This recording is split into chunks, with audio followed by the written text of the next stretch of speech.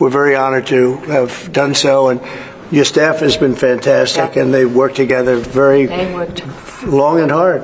They worked hard and long, and many thanks to the teams on both sides. It was, as I said at the beginning, a heavy lifting you had to do, but many thanks also for the talks we had many times on the way to our goal, and now we made it, and that's good. That's really good. Anybody else? Yes, ma'am. I have a question for the EU Commission President. What are the U.S. concessions? What is the U.S. giving up in the deal, if anything? So the starting point was an imbalance, a surplus on our side and a deficit on the U.S. side. And we wanted to rebalance the trade relation. And we wanted to do it in a way that trade goes on between the two of us across the Atlantic, because the two biggest economies should have a good trade flow between us. And I think we hit exactly the point we wanted to find. Rebalance, but enable trade on both sides, which means good jobs on both sides of the Atlantic, means prosperity on both sides of the Atlantic, and that was important for us. And again, the energy is a very important component, because we have more energy than anybody else in that sense. And I think it was very wise that they buy a lot of energy, and it's great stuff, and it solves a lot of problems. So that was a great decision, I think. What about steel? What have you agreed? On what? Steel.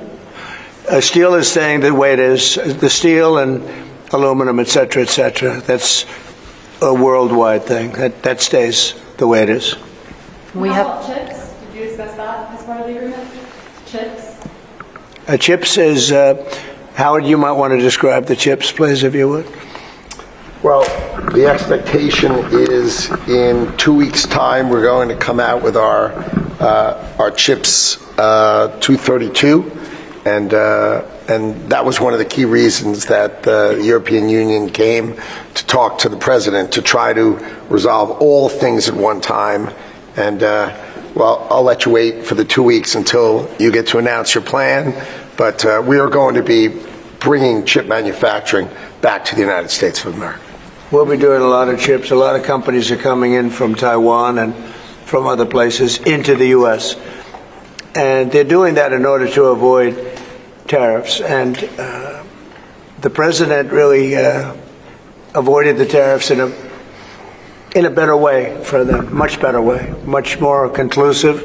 I think probably much more profitable, definitely much more profitable, and got a lot of benefit from it. So it was a very interesting negotiation. It was. I think it's going to be great for both parties. I think your various countries are very happy about this.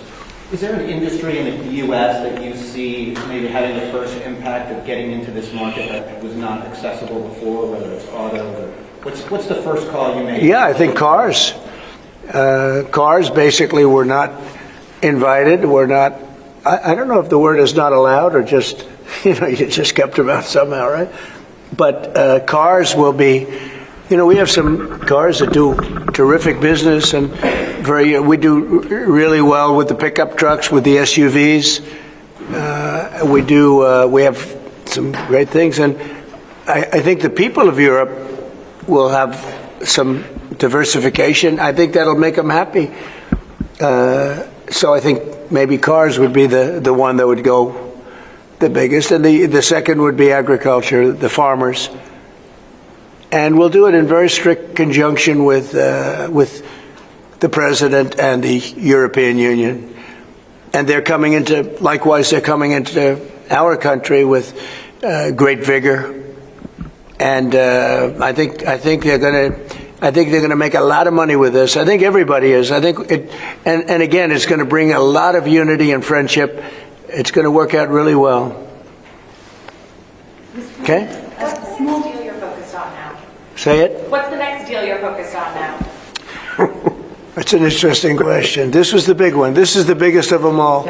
We're looking at deals with 3 or 4 other countries. But for the most part, I can't get them to understand that it's the letter. We just sent that letter, and that letter is very universal for most. I mean, you wouldn't be able to do this. You wouldn't have the time or the patience to be able to do a deal like this. Most of the others are going to be a certain tariff, and we're going to keep it as low as we can. They're generally smaller countries, or countries we don't do much business with. But that they've already received, to a large extent, they've received a letter. They'll probably receive a letter of clarification or a confirmation type letter, which will go out sometime during this week, prior to August 1st. And the tariffs will start being paid by those countries prior to August, on August 1st and beyond. Okay? Mr. President, was part of the rush to get this deal done to knock the Jeffrey Epstein story out? Oh, you got to be kidding with that. No, had nothing to do with it. Only you would think that. That had nothing to do with it. Which is good for European business and American business. Businesses in this country, particularly small businesses, are closing at a record rate. And you're seeing the Prime Minister tomorrow, Chris Darman. What does he need to do to help British business in this country?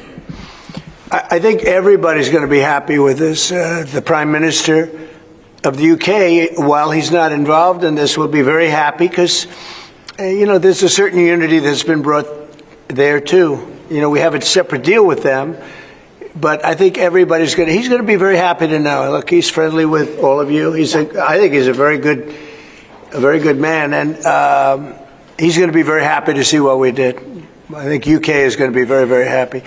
Thank you all very much. Appreciate it. Thank you. Thank you very much. Thank you, President. Thank you. Thank you, guys.